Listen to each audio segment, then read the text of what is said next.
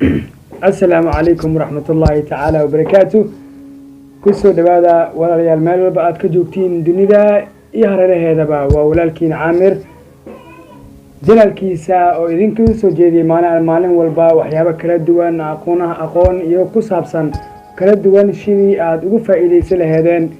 كنالك عامر مانتا وحان مرتي إذن كو أهاي أنيقو أولالكين قدر دائر محمد أنا مانتا قيب وين كسو غبقاتي كنالك walaalkayga caamir roble waxaan maanta idinkugu soo talagalay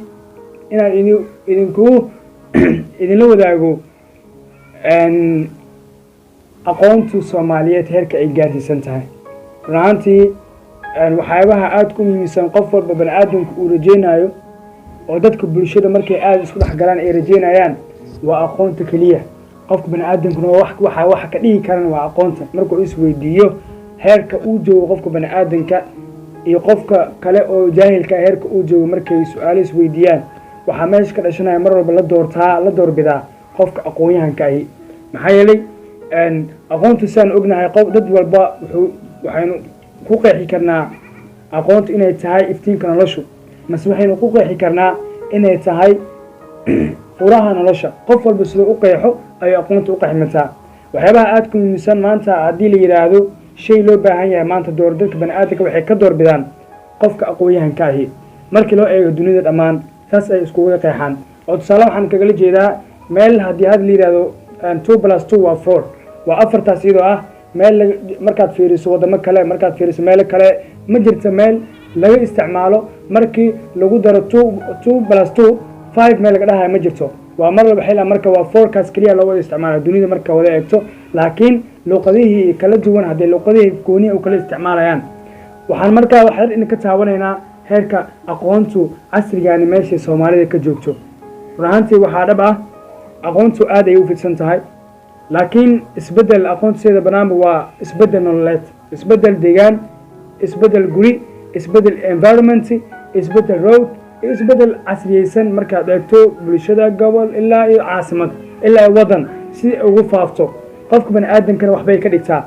runtii waxaan maanta Soomaalidu waxay ahayd xaalad markii lagu jiro awgeeda dadkii dhalinyaradii maanta aqoonta aad u muhiim u tahay meel laban available ay ka tahay waad baran kartaa wax walba aad rabto free ayaad ku heli kartaa hataa manaha qaarkooda waxa ka dhigay kaliya dadka dhammaan ay waxay noqdeen educator wadankan waxa ku faafay aqoon hadii ahaato technology hadii ahaato culture-ka hadii ahaato tradition-ka wadanku uu leeyahay marka waxaan sababayo dadkii inay isfahmaan ee aqoontina faafto waxa qofka bani'aadamka ka dhigi kara ay ogaadeen inay aqoon tahay waxaan malada waxay tiri aqoontu waa hubka kaliya ee loo isticmaali karo in lagu bedelo dunida waan ahaantii waa mid sax ah laakiin ma u fahmin in aqoontu kaliya ma aha in qaado buug xambaarsanaato iskuulka aado aad soo laabato kaliya aqoon lagu magacaabi karo aqoontu waxay tahay inaad suubiso isbedelna suubiso aad ka suubiso ma aad yeeshato qof inaad noqoto innovator ah inaad wax discover gareyso istaageerto marba kama maarmatid qof dhigi kara ma jir kaliya ay wax baranaya wax u baahan tahay coaching qofku haga ku dhaw this is right this is wrong kan waa mid sax kan waa qalad inuu qofku dhaw u baahan tahay si noloshaada u taageero waxa ka saaciid kara waxa kamid ah in qofku Soomaalidu markay hadda eerka aqoonta ay ka joogto waxa kamid ah macallimiinta aad u farbateen dadka qabiirada ah runtii meel bana way free ay ka tahay aqoonta laakiin waxa la leeyahay dadkii bara lahaa aqoontu mar walba waxay markaas base ku tahay from generation to generation in markaas aqoontu sida ay isku gudbi karo ay aad u fududahay maanta tan marka loo eego xiliyadii hore decadeski la soo dhaafay 10 years ago aad iyo aqoontu markaas waxa leeyahay waa adkeed laakiin maanta in la heli karo available ay tahay private la heli karo schools la heli karo secondary la heli karo primary la heli karo ay aad u fududahay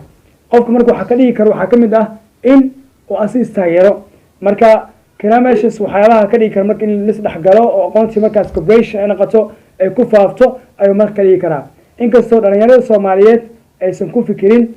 aqoontu inay tahay mid aad u tayeysan aqoontoodu si markaas macallimiintooda wadanka inay ka tagaan xaalado far badan ay markaas ku sababto inay aad ugu noqoto laakiin waxa dhab ah hadii la isku talagalo oo markaas aqoonta ay noqoto mid tayeysan in markaas dadka ay naqan karaan dad meel u socda loo hagaagsi karo meel aad iyo aad loo fiirin karo marka waxaan aad ugu tali lahaa dhalinyarada Soomaaliyeed boqolkiiba boqol Soomaaliya way isbedeshay aqoontu way isbedeshay meel badan aqoontu waa free waayo xaliga lama joogo in markaas la raadiyo aqoontu maxay la aqoontu waxay doorbidaa qofkii ayada doorbidaa waa inaan aqoon doorbidnaa waa inaan raadinaa waa inaan isku daynaa qaabka ugu fudud ee aqoontu aan ku heli karno hadda lisma weydiinayo qof u dhahay ma jiro aqoontu see ku helaa inta ka bartaa ma jirto aqoontu meel waa available adoo tashanin oo raadinin aqoontu waa heli kartaa waxaad ka bixi kartaa YouTube-ka adigoo la soo xiriiri kartaa xataa YouTube-keena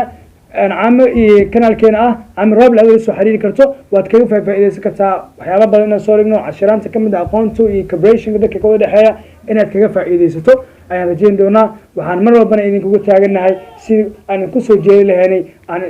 إذا كو ولاج لهني وحياة كالصعدة جندا يدعى له ما أنتم خلاص أنا كوسو قبل دويننا ويوتيوب كي ولا كينا عامر وأنا أنا يسوي جيدنا قدر دار محمد وحن الله هاي السلام عليكم ورحمة الله تعالى وبركاته.